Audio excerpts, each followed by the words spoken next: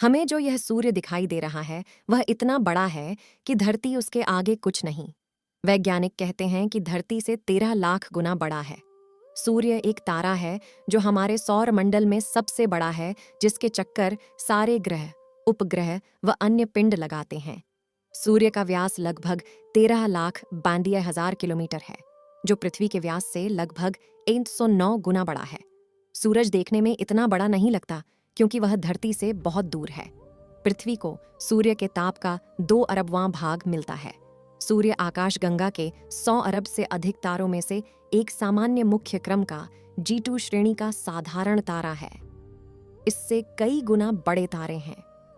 उत्तर की दिशा में जो ध्रुव तारा दिखाई देता है वह वास्तव में एक तारामंडल है जो हमसे 390 प्रकाश वर्ष दूर है।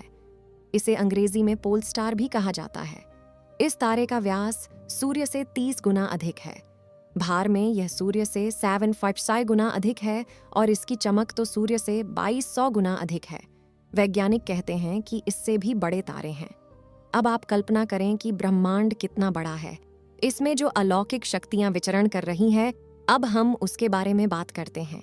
इतने बड़े ब्रह्मांड में हमारी धरती कुछ वैसी ही है जैसे कि प्रशांत महासागर में पानी की एक बूंद। सवाल ये है कि हम इतनी दूरी को नापते कैसे हैं? इसके लिए वैज्ञानिकों ने कई तरीके ढूंढ निकाले हैं। एक तो वो ग्रहों और सितारों से दूरी को रेडियो तरंगों की मदद से नापते हैं। इसे कॉस्मिक डिस्टेंस लैडर कहते हैं। इसके लिए दूसरे ग्रहों और तारों तक रेडियो तरंगें भेजी जाती हैं। वो आने जाने में जितना वक़्त लेती हैं, उससे उन ग्रहों या तारों की दूरी का अंदाज़ा लगाया जाता है। इसके लिए बड़ी दूरबीनों का इस्तेमाल किया जाता है। ऐसी ही एक दूरबीन पुएर्तो रिको में लगी है। इसका नाम है अरेसिबो। लेकिन ब्रह्मांड इतना बड़ा है कि ज़्यादा लंबी दूरी नापने के लिए रेडियो तरंगों का इस्तेमाल करना मुमकिन नहीं। इसके लिए जो दूसरा तरीका वैज्ञानिक आजमाते हैं वो है तारों की चमक का पैमाना। इसके लिए रोशनी की रफ्तार की मदद लेते हैं। असल में जैसे जैसे कोई चीज़ हमसे दूर होती जाती है, हमारी नज़र उससे तिरछी होती जाती है। वैज्ञानिक इस प्रक्रिया को रेड शिफ्ट कहते हैं, क्योंकि किसी भी सितारे से निकलने वाली रोशनी आसपास गुम होती जाती है। उसके रंग में फर्क महसूस होने लगता है। ऐसे ही चमकीले सितारों को मील का पत्थर मानकर उनकी दूरी का अंदाज़ा लगाया जाता है। लेकिन ये भी कोई ठोस पैमाना नहीं हो सकता है। 1908 में वैज्ञानिक हेनरिटा स्वान लियाविट ने पता लगाया था कि सितारों की एक खास नस्ल होती है। इन्हें सेफिड कहा जाता है। ये दूसरे सितारों के मुकाबले ज़्यादा चमकीले होते हैं। इनकी मदद से दूसरी आकाशगंगाओं और फिर ब्रह्मांड के विस्तार का पता लगाया जा सकता है। इसी पैमाने पर कसकर आज हमारी आकाशगंगा की पड़ोसी एंड्रोमेडा आकाशगंगा को धरती से करीब 2.5 करोड़ प्रकाश वर्ष दूर बताया जा रहा है। वैसे हम चाहे जो पैमाना आजमा लें, ब्रह्मांड कितना बड़ा है इसका सही अंदाज़ा लगाना मुश्किल है, क्योंकि एक तो इन अंदाज़ों के सही या गलत होने की पक्की पड़ताल नहीं हो सकती।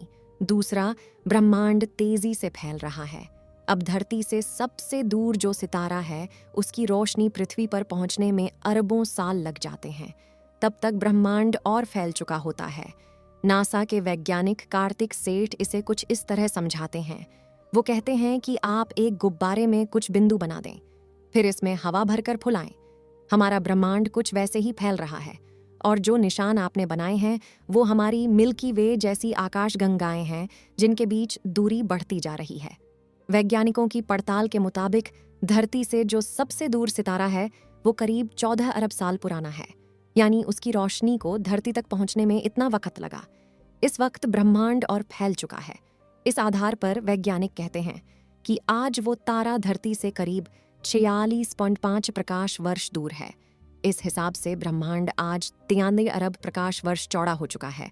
अब इस दूरी पर भी बहुत से किंतु परंतु हैं, लेकिन इस मोटे अंदाज के आधार पर भी ब्रह्मांड के बारे में सोचने से हमारी आंखें खुली की खुली रह जाती है।